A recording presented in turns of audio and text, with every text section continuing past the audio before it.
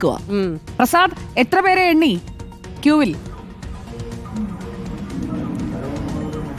സുജയ, ഇപ്പോൾ സ്ത്രീകളുടെയും പുരുഷന്മാരുടെയും ക്യൂ കണക്ക് കൂട്ടി നോക്കിയാൽ ഏതാണ്ട് 100-നടുത്ത ആളുകളുണ്ട്. പക്ഷേ ഇതിലൊരു പ്രശ്നമുള്ളത്, നമ്മൾ ലേഡീസ് ഫസ്റ്റ് എന്നാണല്ലോ പറയാറ്. പക്ഷേ ഇവിടെ വന്നിരിക്കുന്നവർ എത്ര മണിക്കാണ് വന്നേ? 11. എത്ര മണിക്കാണ് വന്നവനെ? 11 മണിയാകുമ്പോൾ. സെയിം 12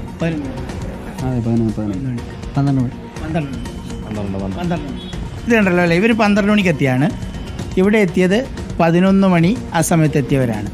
അപ്പോൾ അതായത് പിന്നെ ഏതാണ്ട് തൊട്ട് മുമ്പിലുള്ളവർ 10 മണി എന്നാണ് പറഞ്ഞത്, ഇവരിപ്പോൾ 11 മണി എന്ന് പറയുന്നു. ഏതാണ്ട് 2 മണിക്കൂറിലേറെയായ സ്ത്രീകളാണ് മുന്നിലുള്ളത്.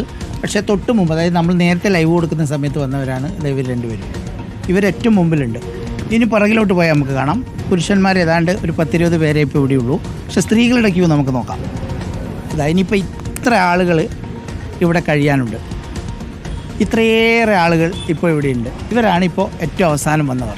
അതായത് ഒരേപോലെ ആളുകളെ വിടുന്നതിന് വേണ്ടിയാണ് 2 ക്യൂ നിന്നത്. പക്ഷേ ഇവിടെ സംഭവിച്ചത്, ഇവിടെ ഓപ്പൺ വോട്ടുമായി ധാരാളം പേർ വന്നതുകൊണ്ട് തന്നെ സ്ത്രീകളുടെ എണ്ണവും രാവിലെ വന്നവർ കൂടുതലാണ്. ഇതിൽ മിക്കവാറും ആളുകൾ രാവിലെ വന്ന് ഉച്ചക്ക് ഭക്ഷണമൊക്കെ ആക്കുന്നതിന് മുമ്പ് തന്നെ വീട്ടിലെത്താമെന്ന് വിചാരിച്ചവരുടെയാണ് പണി വാളിയിരിക്കുന്നത്. അവരെല്ലാവരും ഇപ്പോഴും ക്യൂവിൽ നിൽക്കുകയാണ്. എത്ര മണിക്ക് പോകാമെന്ന് വിചാരിച്ചിട്ടാണ് വന്നേ? ഞങ്ങൾ തിരക്ക് കമ്മിയായിരിക്കും വേണ്ടി വന്നാണ്. തിരക്ക് കമ്മിയായിരിക്കും വന്നിട്ട് കുടുങ്ങി പോയി അല്ലേ? വോട്ട് ചെയ്യാതെ പോകാൻ പാടില്ല. അത് പറ്റില്ലല്ലോ. എന്തായാലും 3 മണിയാവും പോകുമ്പോ. 3 മണിയാവും. സമയം 1 മണിയായില്ലേ? ഇപ്പൊ കുറച്ച് സ്പീഡാക്കിയിട്ടുണ്ട്. അപ്പൊ വേഗം പോകാൻ പറ്റും. നമ്മൾ വരുന്ന സമയത്ത് ഒരു സ്ത്രീയെ വിടുമ്പോൾ ഒരു പുരുഷനെ വിടുന്ന രീതിയായിരുന്നു. പക്ഷേ ഇപ്പോൾ കുറച്ചുകൂടി വേഗത കൂട്ടിയിട്ടുണ്ട്. 3 സ്ത്രീകൾ പോകുമ്പോഴാണ് ഒരാളെ വിടുന്നത്. അതുകൊണ്ട് കുറച്ചുകൂടി ഇപ്പോൾ വേഗത കൂടിയിട്ടുണ്ട് എന്നുള്ളതാണ്. പക്ഷേ ഇവരെല്ലാവരും ഭൂരിപക്ഷ ആളുകൾ നമ്മളിവിടെ വരുമ്പോൾ ഏതാണ്ട് 10 മണി, 10:30 മണി, 11 മണിക്കകത്ത് വന്നവരാണ്. അത് ഏതാണ്ട് 1.5-2 മണിക്കൂറിലേറെയായി ഇപ്പോൾ ക്യൂവിൽ തുടരുന്നു എന്നുള്ളതാണ്. പക്ഷേ ഒരൊറ്റൊരാൾ പോലും തിരിച്ചു പോയിട്ടില്ല എന്നൊരു സന്തോഷകരമായ കാര്യം കൂടിയുണ്ട്. മുഴുവൻ ആളുകളും വോട്ട് ചെയ്തിട്ട് മാത്രമേ പോകുള്ളൂ എന്ന ഒരു രീതിയിൽ തന്നെയാണ് നിൽക്കുന്നത്. എത്ര മണിക്കാണ് വന്നത്? 11 മണിക്കല്ലേ? ഇവിടെ നിൽക്കുന്ന ആളും 11 മണിക്കാണ് വന്നത്. നമ്മൾ നേരത്തെ കാണിച്ച പോലെ ഇവിടെ നിൽക്കുന്നവർ എത്ര മണിക്ക് ഏകദേശം വന്നത്? 12 മണിക്ക്. 12 മണിക്ക് ശേഷം വന്നവരാണ് ഇവർ. തൊട്ടടുത്ത് തന്നെയാണ് ഇവരുള്ളത് എന്നൊരു പ്രശ്നമുണ്ട്. പക്ഷേ ഇപ്പോൾ കുറച്ച് വേഗത കൂട്ടിയിട്ടുണ്ട്. വരി കുറച്ചും കൂടി വേഗം മുന്നോട്ട് പോകുന്നതായിട്ട് നമുക്ക് കാണാം. ഇനിയിപ്പോൾ കുറച്ച് വേഗം പോകാൻ പറ്റും തോന്നുന്നല്ലേ? പോകാൻ പറ്റും തോന്നുന്നുണ്ട്. കുറച്ച് സ്പീഡ് കൂടുന്നുണ്ടല്ലേ? ഇപ്പോൾ കുറച്ച് സ്പീഡ് കൂടിയിട്ടുണ്ട്. കുറച്ച് മുമ്പിലെത്തിയല്ലോ. ഇവരെ ഓർമ്മയുണ്ടല്ലോ ലക്ഷ്മതി, ഇവരെ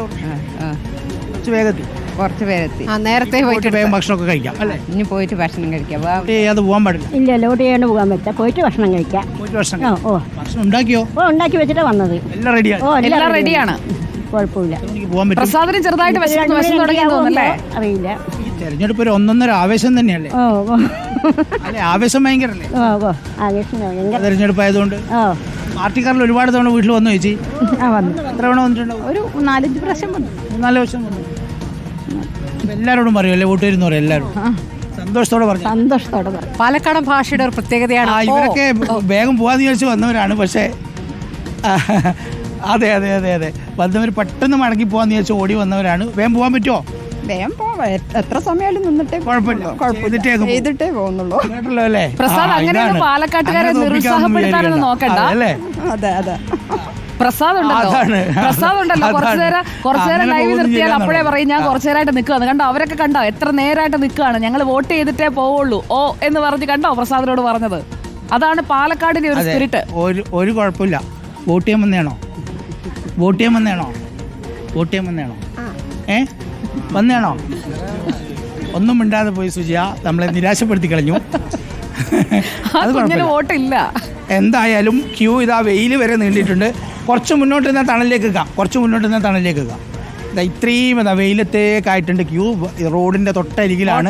ഇത് 144ാമത്തെ ബൂത്താണ്. സ്ഥലത്തിന്റെ തണലത്തേക്ക് മാറ്റിക്കൊണ്ട് പ്രസാദ് അവിടുത്തെ നിയന്ത്രണം ഏറ്റെടുത്തിരിക്കുന്നു.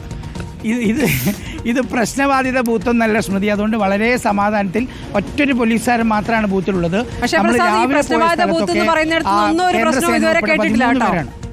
ഇതുവരെ ഒരു പ്രശ്നവും കേട്ടിട്ടില്ല. ഇല്ല കേട്ടില്ല. അത് പക്ഷേ ഇവരുടെ തെരഞ്ഞെടുപ്പ് രീതി അനുസരിച്ച് എപ്പോഴെങ്കിലും ഒരു തവണ സംഘർഷം ഉണ്ടായാൽ അത് പ്രശ്നബാധിത ബൂത്തിൻ്റെ പട്ടികയിലേക്ക് ഉൾപ്പെടുകയാണ്.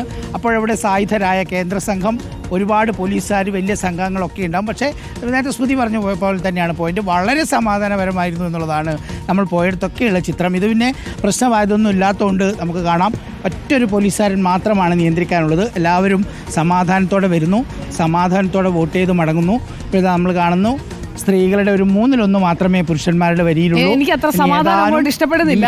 പ്രസാദ് അപ്പോൾ സമാധാനമായിട്ട് അവിടെ നിൽക്കുന്നത് നമുക്ക് അങ്ങോട്ട് ഇഷ്ടപ്പെടുന്നില്ല. ഇനിയിപ്പോൾ പ്രസാദ് ഊണ് കഴിക്കാൻ പോകുന്നതിന് മുൻപ് പരമാവധി ആളുകളെ വോട്ട് ചെയ്യിപ്പിക്കാനാണ് ശ്രമിച്ചുകൊണ്ട്